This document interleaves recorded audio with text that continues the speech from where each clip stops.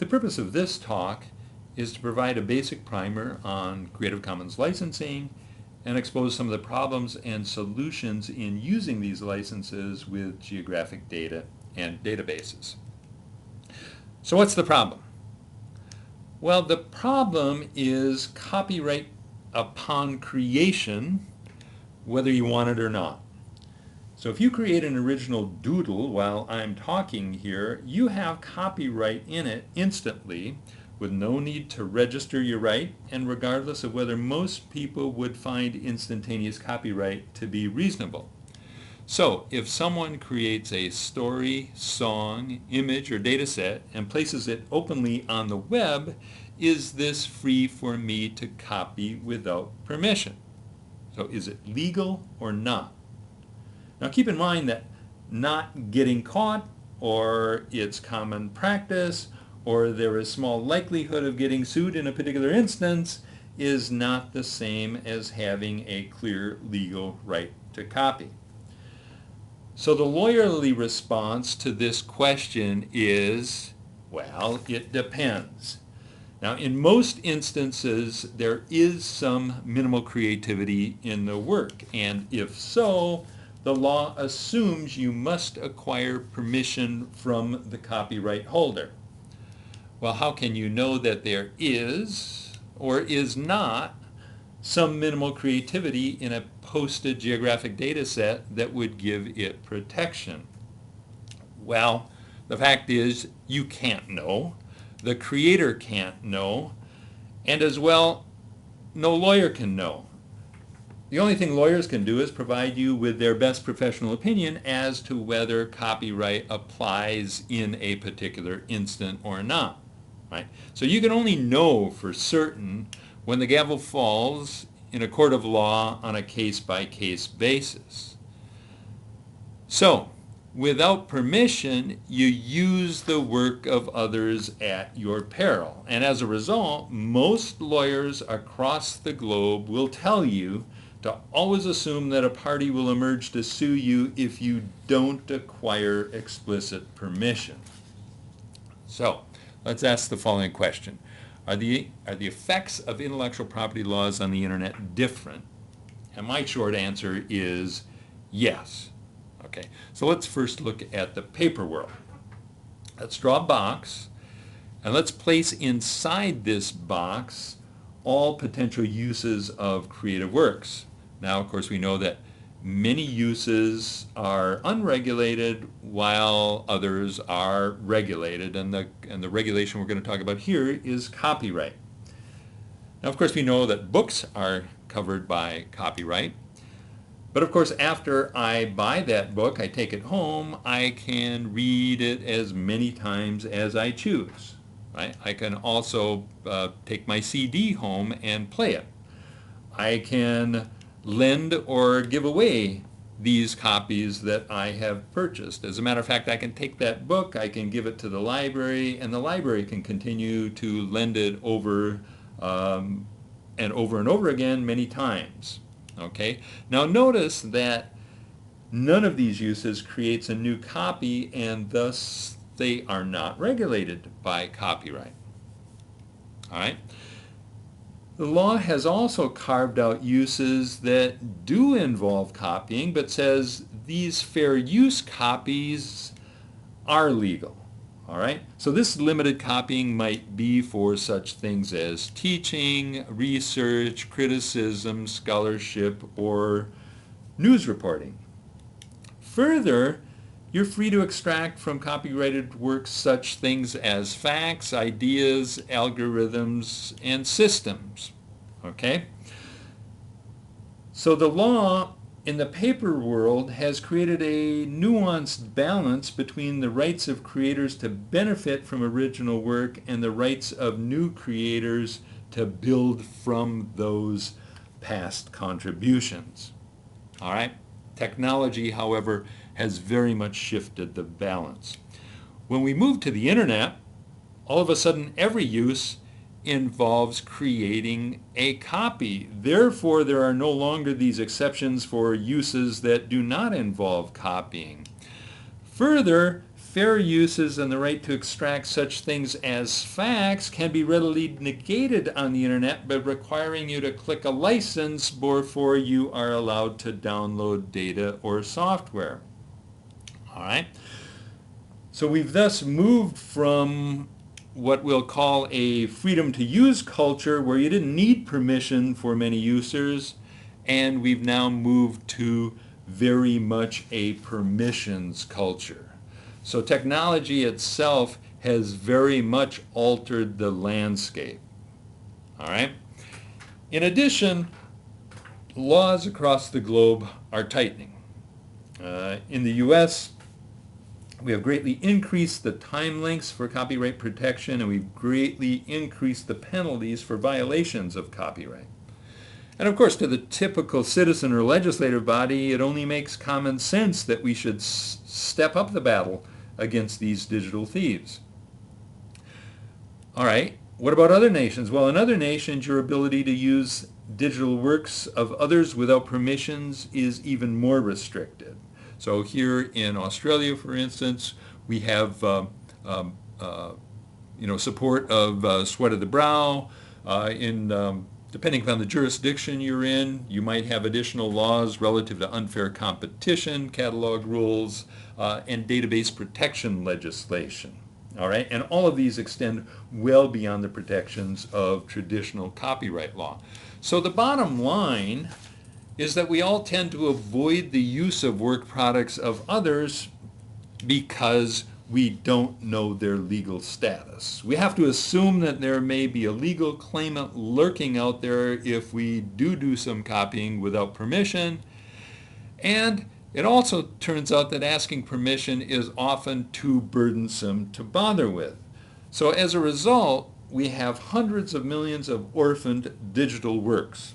Now these are works that are not generating any economic income for creators, and in many instances creators actually place them out there on the web to be freely used, but we're afraid to use them because of the legal liability exposure.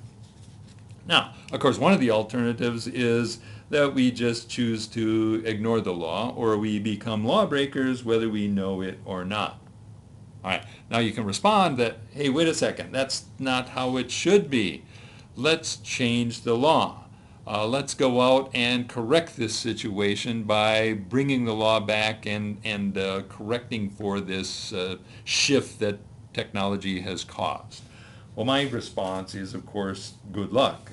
We've already tried this in numerous instances, in numerous jurisdictions. We've been able to make very little headway.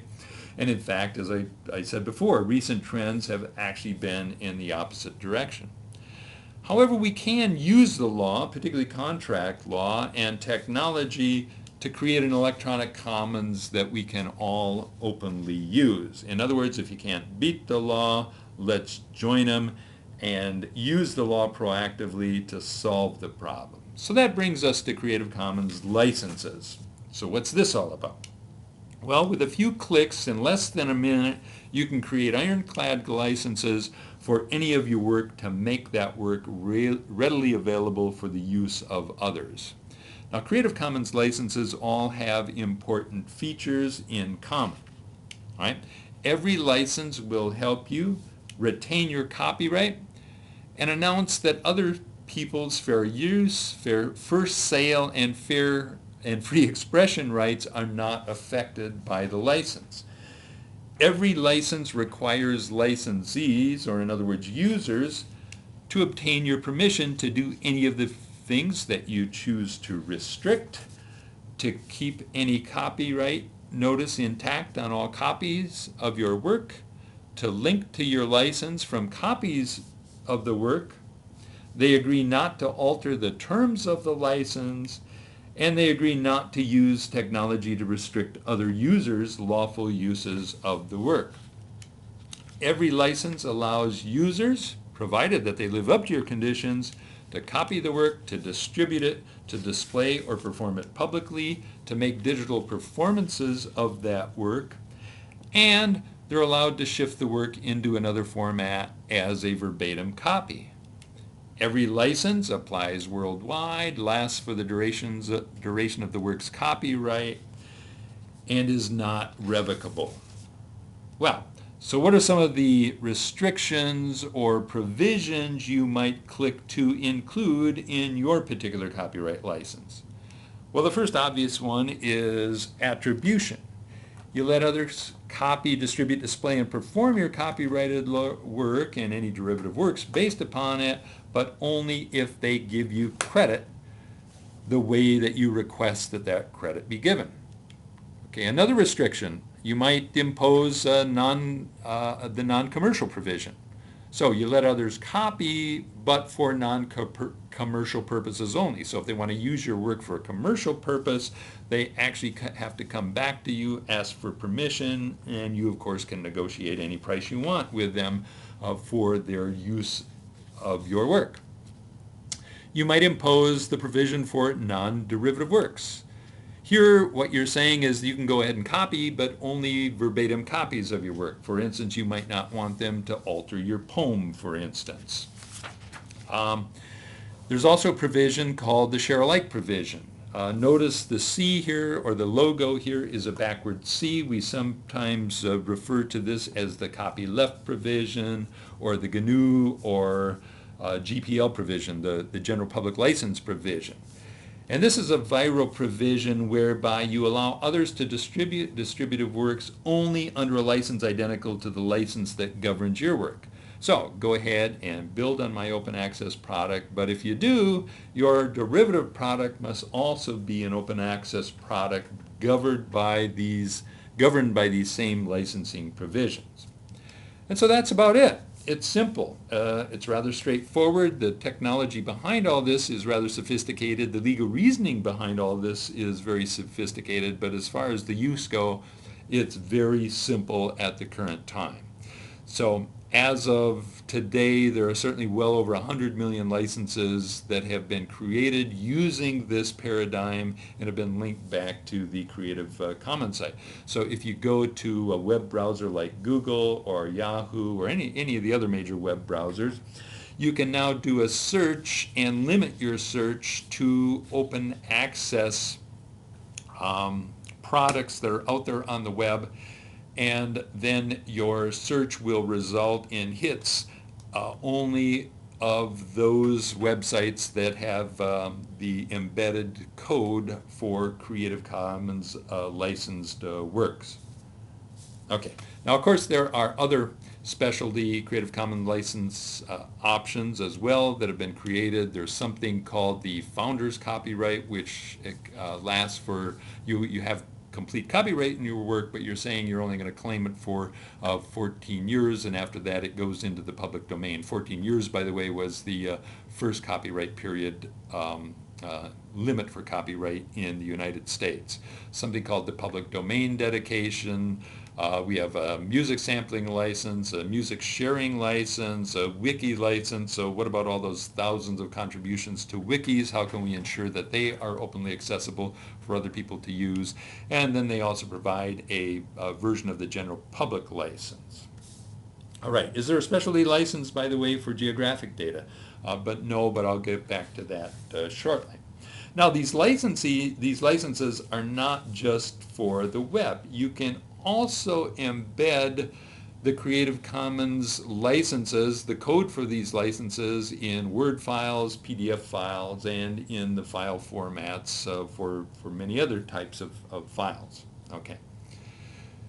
So let's ask the question, well, what if we wanted to create a Commons for science? What Creative Commons license best fits the mores and traditions of science of the past several hundred years?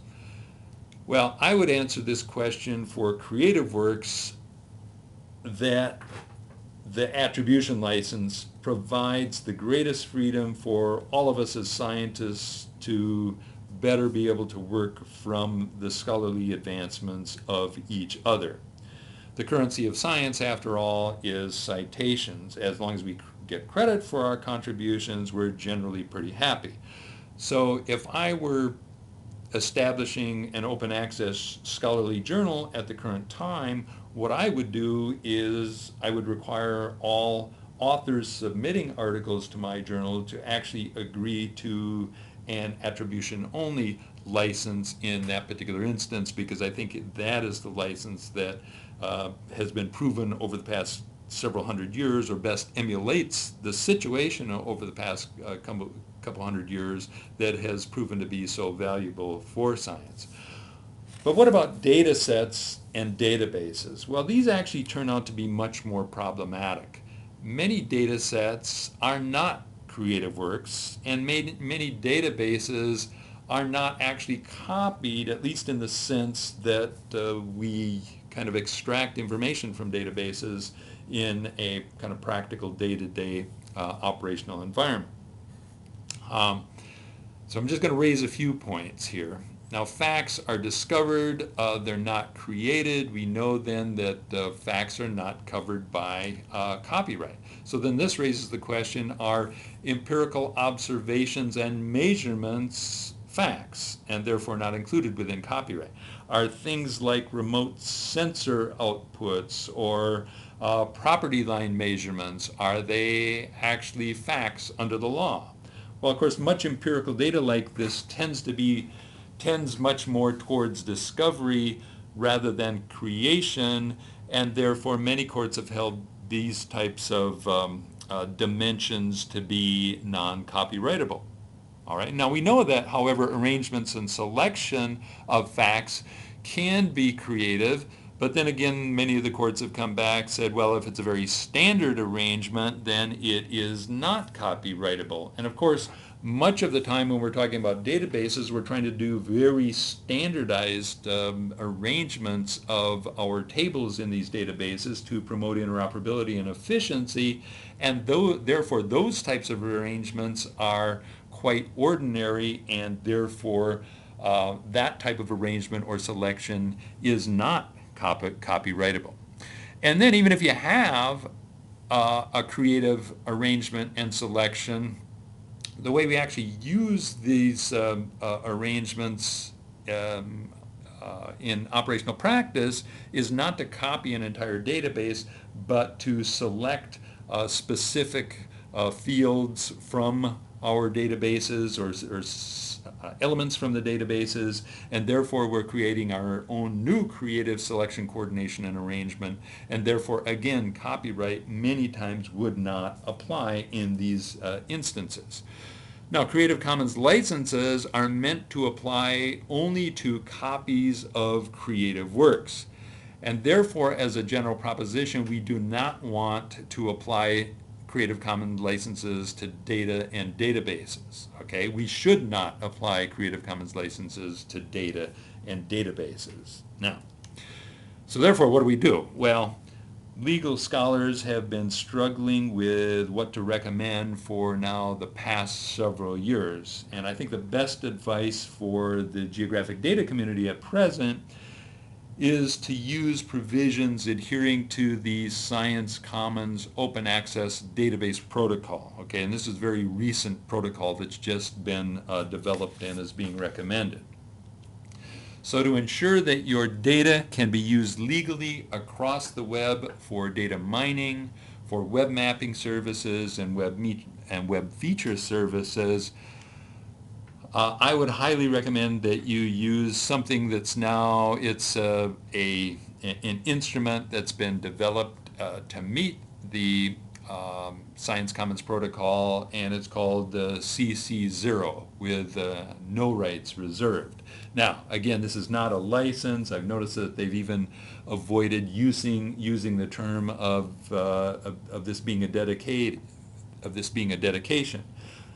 But it's a way to waive all copyright and database rights to the extent that you may have those rights. Okay? So again, you may or may not have copyright, but if you happen to have copyright or you happen to have a database right in some jurisdiction of the world, this is a good way to waive those rights so that others are free to use the data set or database that you have made available through the web. And again, these scholars have tried to do this to cover the as many jurisdictions across the globe as possible.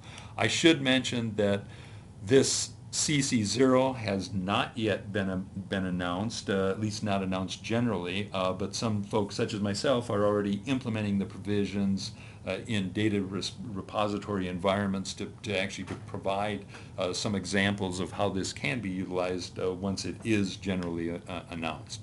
So it's my belief that widespread use of Creative Commons Zero by the science community, by data producers across the globe within among those that really do want to share, should make web-based data mining and data integration much more legally defensible than it is today. So the work continues. I'd like to acknowledge the Creative Commons and Science Commons websites, as well as Lawrence Lessig's book on free culture, for some of the extensive graphics, text, and ideas used in this presentation.